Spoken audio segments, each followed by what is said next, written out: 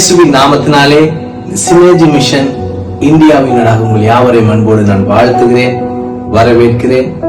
Synergy mission ஊழியங்கள் இந்தியாவிலே வட மாநிலத்திலே அநேக ஊழியங்களை செய்து கொண்டு வருகிறார்கள். ஸ்பெஷலி மிஷனரிஸுக்கு அவர்கள் உதவி செய்து கொண்டிருக்கிறார்கள். அநேக சபை கட்டப்படாத இடங்களிலே அவங்க ரீச் பண்ணி கொண்டிருக்கிறாங்க. இவர்களுக்காய் நாம் ஜெபிக்க வேண்டியது நம்முடைய கடமையா இருக்கிறது.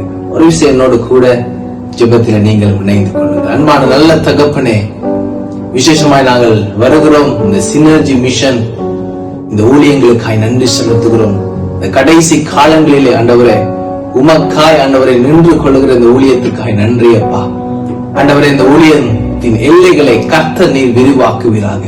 இந்தியாவில் இவர்கள் செய்கிற அநேக ஊழியங்களுக்காய் நன்றி.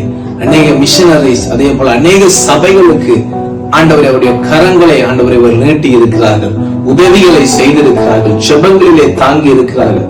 செய்கிற இந்த ஊழியத்தை கர்த்தர் நீர் பல மடங்கு ஆசீர்வதிப்பீராக. எல்லா தேவைகள் சந்திக்கப்படுவதாக, எல்லா பண தேவைகள் என் கர்த்தர் நீர் சந்திக்கும்படியா ஜெபிக்கிறோம். தேவையான ஆள் பலத்தை கொடுங்கப்பா. ஒத்தாசைகளை கர்த்தர் நீர் அனுப்புவீராக.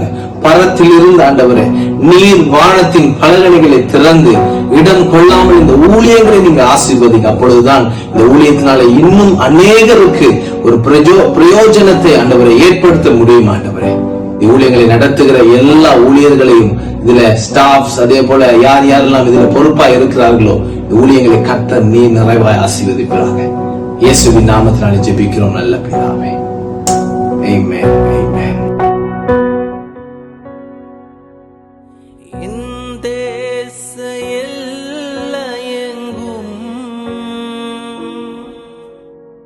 அப்பா நீராள வேண்டும், இந்த எல்லையெங்கும்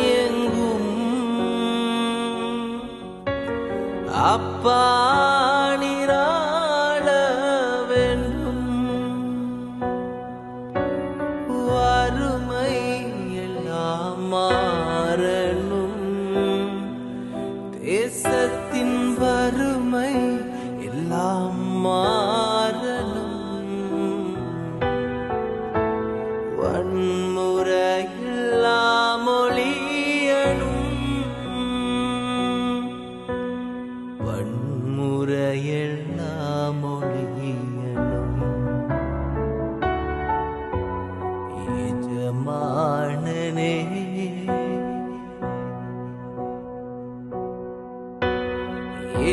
எஜமானனே,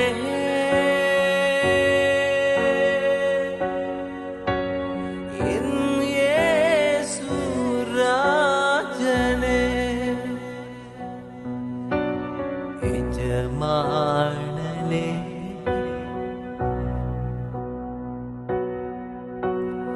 என் இயேசு ராஜனே, எண்ணமெல்லாம் என் ஏக்கமெல்லாம் உம் சித்தம் செய்வதுதானே. என் எண்ணமெல்லாம் என் ஏக்கமெல்லாம் உம்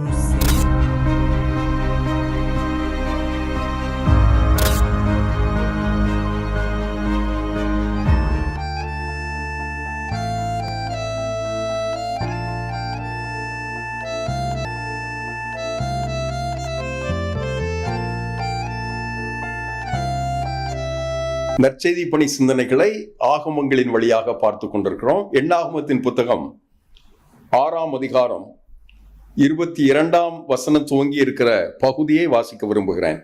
பின்னும் கர்த்தர் மோசேயை நோக்கி, நீ ஆரோனுக்கும் அவன் குமாரரோடும் சொல்ல வேண்டியது என்னவென்றால், நீங்கள் இஸ்ரவேல் புத்திரரை ஆசீர்வதிக்கும் போது அவர்களை பார்த்து சொல்ல வேண்டியதாவது, கர்த்தர் உன்னை ஆசீர்வதித்து உன்னை காக்க கடவர், கர்த்தர் தம்முடைய முகத்தை உன்மேல் பிரகாசிக்க பண்ணி உன்மேல் கிருபையா இருக்க கடவர், கர்த்தர் தம்முடைய முகத்தை தன்மேல் பிரசன்னமாக்கி உனக்கு சமாதானம் கட்டளையிட கடவர் என்பதே.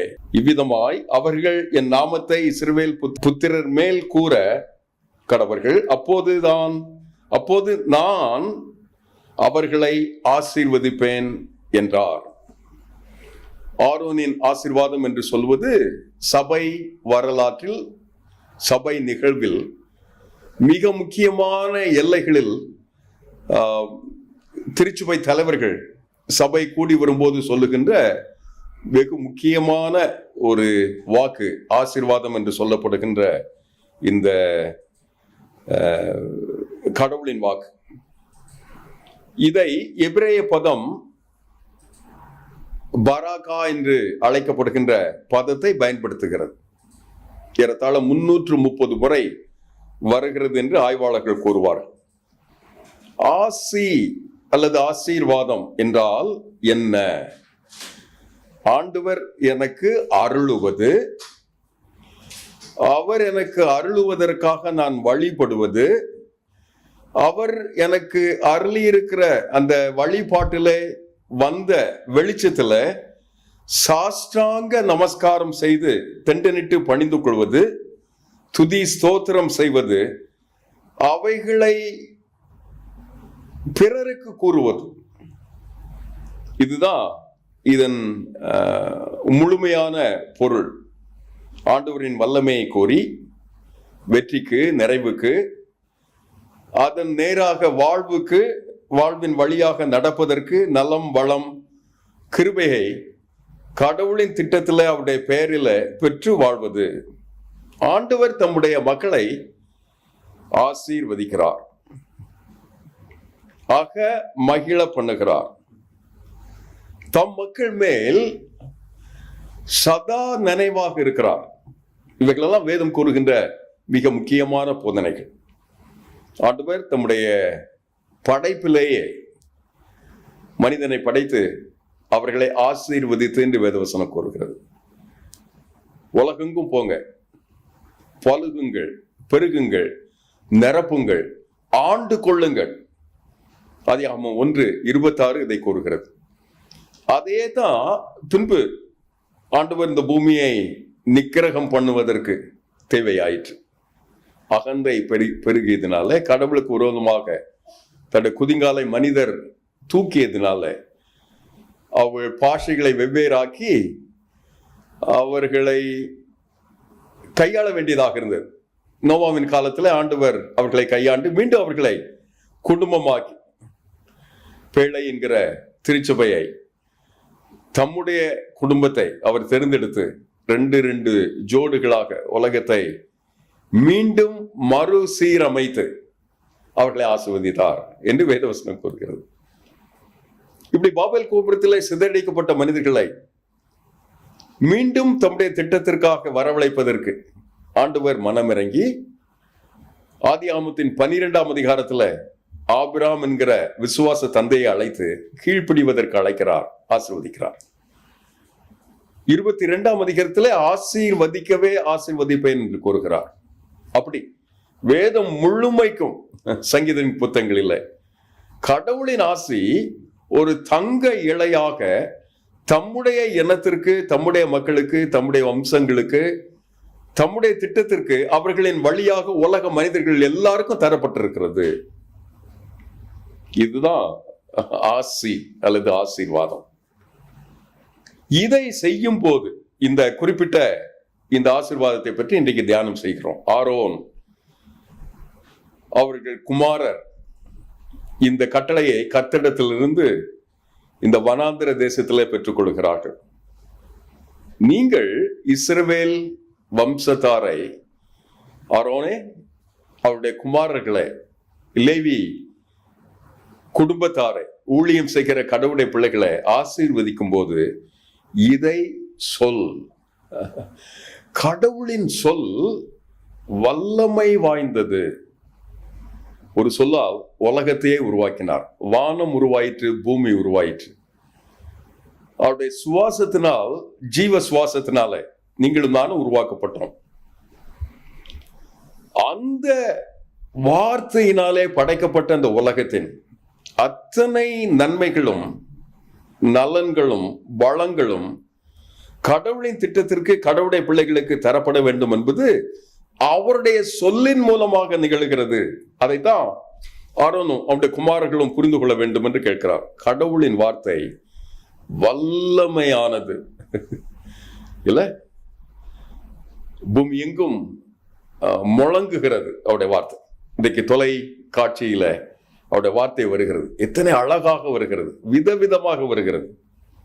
வானத்தையும் பூமி படைத்த அந்த சர்வ வல்லமையின் ஆண்டவர் அவருடைய வார்த்தையின் மூலமாக அசைக்கிற, அமர்த்துகிற இறைச்சலின் ஆண்டவர் கடவுளின் திட்டத்தை இந்த பூமியில நிறைவேற்றுவதற்காக இப்போது ஆரோனுக்கும் அவனுடைய குமாரருக்கும் ஒரு கட்டளை தருகிறார். நான் சொல்லுகின்ற வார்த்தைய நீ ஆரோன், உன் குமாரர், நீங்கள் அவர்களுக்கு, யாருக்கு? என் மக்களுக்கு, இஸ்ரவேல் சந்ததியாருக்கு அவர்களை பார்த்து சொல்லுங்கள். லாகாஸ் என்று கூறுவோம். அவருடைய வார்த்தை மாம்சமாகி கிருபையினாலும் சத்தியத்தினாலும் நிறைந்தவராய் நமக்குள்ளே வந்து வாசம் செய்தார். அதிலே வார்த்தை இருந்தது. பூமி எங்கும் பல ஆயிரம் கோடி ஆண்டுகள் ஒழுங்கின்மையாக இருந்தது. எவ்வளவு, எத்தனை ஆயிரம் ஆண்டுகளோ தெரியாது. விஞ்ஞானிகள் சொல்லுவது போல எத்தனையோ ஆயிரம் ஆண்டுகள், கோடி கணக்கான ஆண்டுகள்.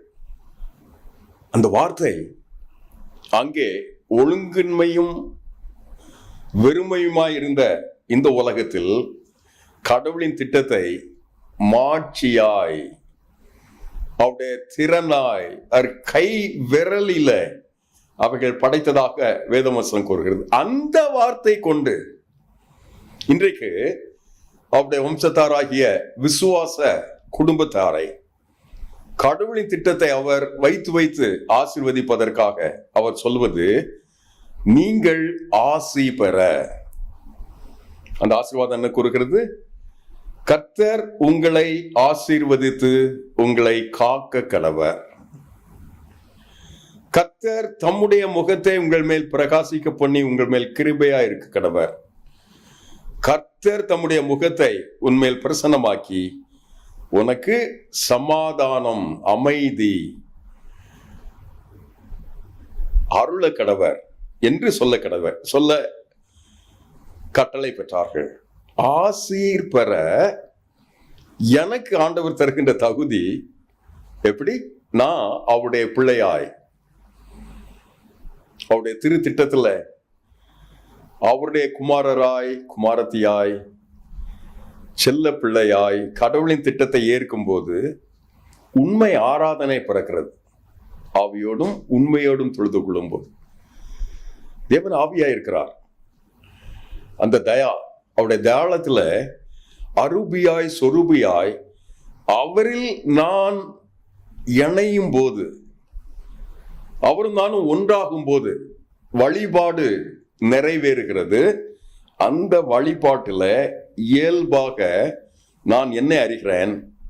அவரை அறிகிறேன், ஆண்டவரை அறிகிறேன். அந்த அறிவுல தேவராஜ்யத்தின் சாவி என்று சொல்லுவோம். கடவுளை ராஜ்யத்தின் மிக முக்கியமான கிருபை விசுவாசம்.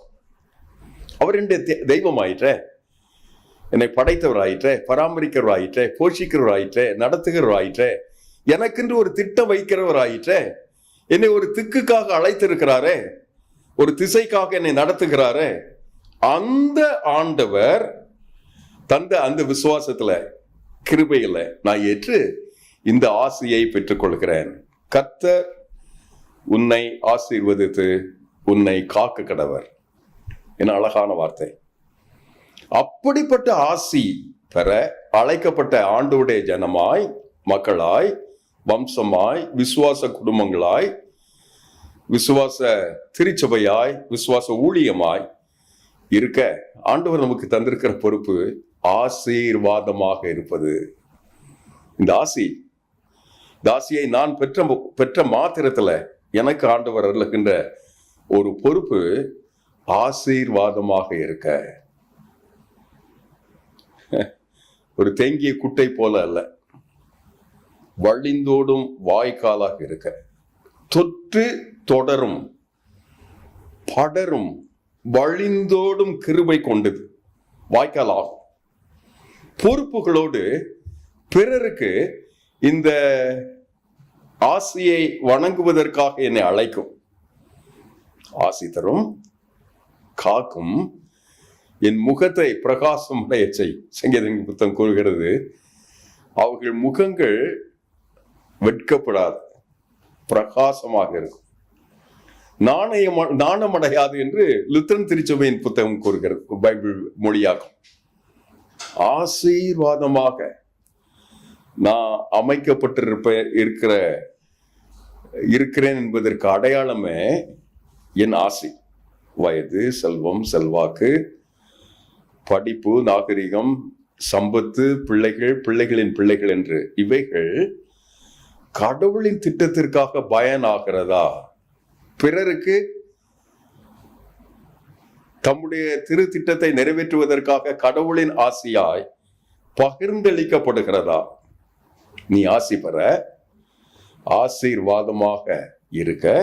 மூன்றாவது, ஆண்டவரின் முகம் நமக்கு சாதகமாக, உங்கள் முகத்தை உன்மேல் பிரகாசிக்க பண்ணி தம்முடைய முகத்தை உன்மேல் பிரசன்னமாக்கி, அப்படின்னா காட்ஸ் ஃபேவர் ஆங்கிலத்தில் சொல்வார். தெய்வீக குறுக்கீடு உனக்கு ஏன் தெரியாது. அப்படி ஆண்டவர் என்னுடைய எல்லையில தெரிந்தெடுக்கிறார், சந்திக்கிறார், கிருபை தருகிறார். தகுதி இல்லாத எனக்கு அருளப்படுகின்ற தயவு, அதுதான் கிருபை. கர்த்தர் தம்முடைய முகத்தின் மேல் பிரசன்னமாக்கி உனக்கு சமாதானம் கட்டளையிட கடவர். பிரசன்னம் தருகிறார், அமைதி தருகிறார், கோட்டை கட்டி காக்கிற இல்ல, அந்த சமாதானத்தை உள்ள யாரும் நுழைந்து கலகம் பண்ணாத, குழப்படி செய்யாத அந்த கிருபையை ஆண்டவர் எனக்கு தருகிறார். தந்து 3 காரியங்களை சொன்ன உடனே பெற, ஆசீர்வாதமாக இருக்க, இப்போது ஆண்டவரின் முகம் எனக்கு சாதகமாக இருக்க, எப்போதும் அவருடைய குறுக்கீடு இருப்பதற்காக கடவுள் என்னை அவருடைய பார்வையிலேயே வைத்து என்னை நடத்துகிறார். சொல்லிட்டு என்ன சொல்றார் பாருங்க, கடைசி வசனம், இவ்விதமாய் அவர்களின் நாமத்தை இஸ்ரவேல் புத்திரர் மேல் கூற கடவர்கள், அப்போது நான் அவர்களை ஆசீர்வதிப்பேன். இந்த கூற்று மனிதர்களுக்கு சொல்லப்பட்ட மாத்திரத்துல அந்த வார்த்தைக்கு வல்லமை இருக்கிறது என்று வேதவசனம் கூறுகிறது. அவர்களை நான் ஆசீர்வதிப்பேன். ஒரு நல்ல ஆலோசனை அல்ல, வழிமுறை அல்ல, கட்டளை. வேத புத்தகத்தின் இந்த பகுதிகள் கர்த்தர் கற்பித்தபடி என்று திரும்ப திரும்ப சொல்லும். கர்த்தர் கட்டளை இட்டபடி திரும்ப திரும்ப சொல்லப்படும். அதைத்தான் இங்கேயும் சொல்லப்பட்டிருக்கிறது. ஆண்டவர் தந்த கட்டளை என்ன? நான் ஆசி பெறுவது, ஆசீர்வாதமாக இருப்பது, ஆண்டுடைய முகம் என் மேல் வந்து எனக்கு ஃபேவர் தருவது, எனக்கு சாதகத்தை அள்ளி தருவது, குறுக்கிடுவது, தெய்வீக குறுக்கீடுகளை தருவது. ஒரு நல்ல உணர்வு அல்ல, நல்ல வாழ்வு அல்ல. கர்த்தரின் வார்த்தை கட்டளையாக எனக்கு அருளப்படுகிறது. அப்படின்னா என்னை பாதுகாக்கிறார், போஷிக்கிறார், நடத்துகிறார், அமைதி தருகிறார். இவைகள் அத்தனையும் அவர் அருளும் ஈவாக தந்து என்னோடு கூட அவருடைய பிரசன்னத்துல நிற்கிறார். அதன் விளைவாய் எனக்கு ஒரு ஜொலிப்பு வருகிறது, கிருபை வழிந்தோடுகிறது. அந்த திட்டம் எனக்குள்ளாக வந்து கடவுளின் சித்தத்தை என் மூலமாக வாய்க்க செய்கிறார். இந்த ஆசீர்வாதத்தின் செயல் மிக வலுவான செயல்பாடு. ஆவியோடும் உண்மையோடும் நான் அவரை தொழுது சேவிக்கும் போது அவரது பார்வை என்மேல் விழுகிறது. அந்த அமைதிக்கு, சமாதானத்திற்கு, நிர்மலமான எத்தனையோ சூழல் இருக்கும், எத்தனையோ குழப்பங்கள் இருக்கும், எத்தனையோ தவிப்புகள் இருக்கும், எத்தனையோ பிரச்சனைகள் இருக்கும் இல்ல. மிஷினரி பணியில எல்லாரும் இணைந்து செய்யும் போது இருக்கிற சவால்கள் சொல்லி மாளாதது. அந்த கிருபையை நிறைவாக பெற்ற அந்த இனமாய் இந்திய தேசத்தை, இந்த தேசத்தில் வாழ்ந்து கொண்டிருக்கிற 141 கோடி மனிதர்களை இதை போலத்தொரு காலத்துல ஆசி தருவதற்காய், ஆசீர்வாதமாக இருப்பதற்காய் அவருடைய முகம் தெய்வீக குறுக்கீடாக எனக்கு தரப்பட்டு என்னை ஜொலிக்க பண்ணுகிறார். அந்த கிருபைய கர்த்தர் நல்லவர் என்பதை ருசித்து பாருங்கள். ருசித்து பார்த்தா தான் தெரியும். கிணறு ஆழமாக வெட்டி கொண்டிருந்தார். மளமளவென்று அந்த வடத்துல வெட்டி கொண்டிருந்த அந்த உளி வைத்து தன்னுடைய கரமெல்லாம் தளர்ந்து போய் வலித்து போய் அதனுடைய உணர்வெல்லாம் போகும் அளவிற்கு அந்த பகல் முழுவதும் ஒழித்து வைத்து அடித்துக் கொண்டிருக்கிறான். இப்போது வெடி மருந்து வைத்து அதை தகர்ப்பதற்கு வைத்துவிட்டு அந்த மர கயிறுல ஏறி, வடத்துல ஏறி அவன் வெளியே வந்த பிறகு அந்த கயிறு வழியாக அந்த வெடி மருந்துக்கு தீ வைப்பார்கள். நண்பன் ஒருவன் திடீர்னு புறப்பட்டு மளவென்று அந்த வடத்தில் இறங்கி லட்டு கொடுத்தானாம். வீட்டுல நல்ல காரியம், உனக்கு லட்டு தரணும், அதை நீ கடினமாக வேலை செய்கிற எல்லையிலே வந்து தர வேண்டும் என்பதற்காக தந்தானாம். அவன் கை கால் மரத்து போயிற்று. இது மரத்து போகிறது என்பதற்காக புகையிலைய வாயில வைத்து சுவைத்து கொண்டிருக்கான். வாய் மரத்து போயிற்று, ருசி மரத்து போயிற்று. தமிழ் மொழியில சொல்வார்கள், ஒட்டிற்கு தெரியுமா லட்டு ருசி. கடவுளுடைய கிருபைய ருசிக்காத மனிதர்களுக்கு ஆசீர்வாதமாக இருப்பது, ஆண்டுடைய முகம் என்மேல் குறுக்கிட்டு எனக்கு சாதகமாக இருப்பது என்பது புரியாதது, புதிர். அதற்கு மாறாக ஆண்டவரின் பிள்ளையாய் அவரோடு ஆரவாரம் செய்து ஒன்றித்து ஆவியோடும் உண்மையோடும் கருத்தோடும் அவரை தேடும்போது அவர் என்னில் இணைகிறார், நான் அவரில் இணைகிறேன். அந்த ஒன்றித்த உறவுல அரூபியாய் சொரூபியாய் என்னை ஆசீர்வதிப்பதற்காக அவருடைய வார்த்தை சொல்லுகிறது. அண்ட சராசரத்தையும் படைத்த அந்த வாக்கு உங்களை இன்றைக்கு ஆசீர்வதிக்கிறது. இந்த நாடு ஆசீர்வாதமாக இருப்பதற்காக நம்மை ஆசீர்வதிக்கிறது. ஜெபிப்போம். பரமதகப்பனே, எங்கள் பரிசுத்தமுள்ள ஆண்டவர், உலகமெங்கும் படைத்திருக்கிற படைப்பின் என்று எங்களை ஒரு நோக்குக்காக படைத்தீரேன். இந்த உலகை ஆசீர்வதிப்பதற்காக எங்களை ஆசீர்வதித்து அனுப்பாப்பா. இந்த பொழுது, இந்த நாளின் இந்த கிருபையை நாங்கள் ருசிக்கட்டும். அந்த கிருபை எங்களுக்கு நிறைவாய் தாரும். ஊழியம் ஊழியம் ஊழியம் என்று சொல்கிறோம், அதில் பங்கு தாரும், அதன் ருசி தாரும், கிருபை தாரும். இயேசுவின் நாமத்தில் ஜெபிக்கிறோம் நல்ல பிதாவே, ஆமென்.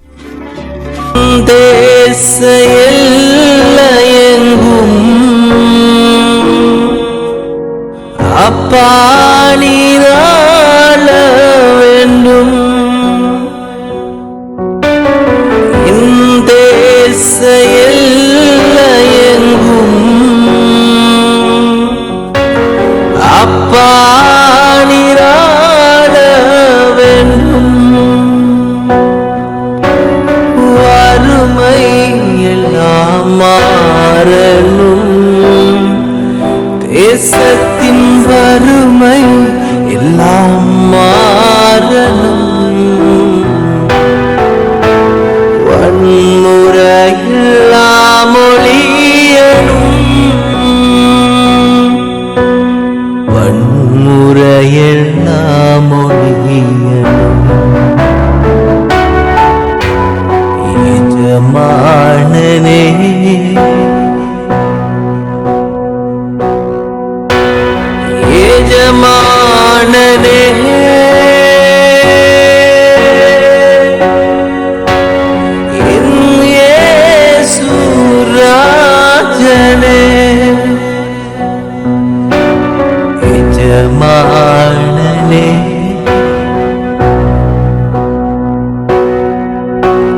என் இயேசுராஜனே,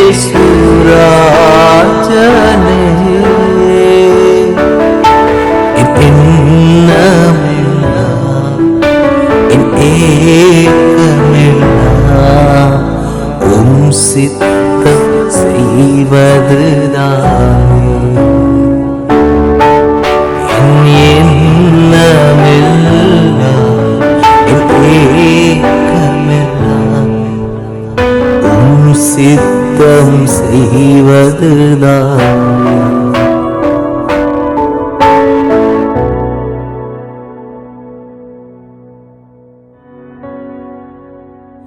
என் தேச எல்லையெங்கும்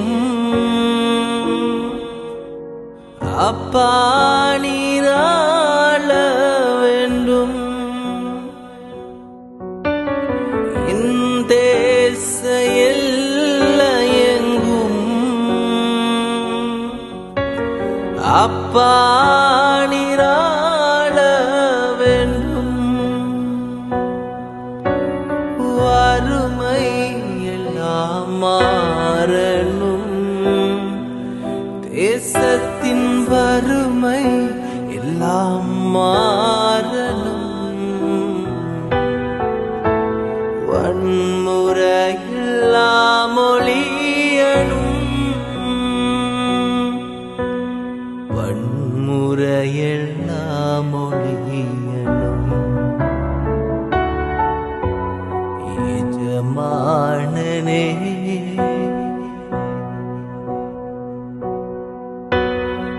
எஜமானனே,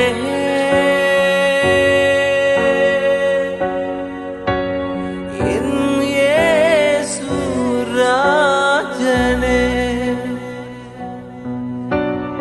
எஜமானனே.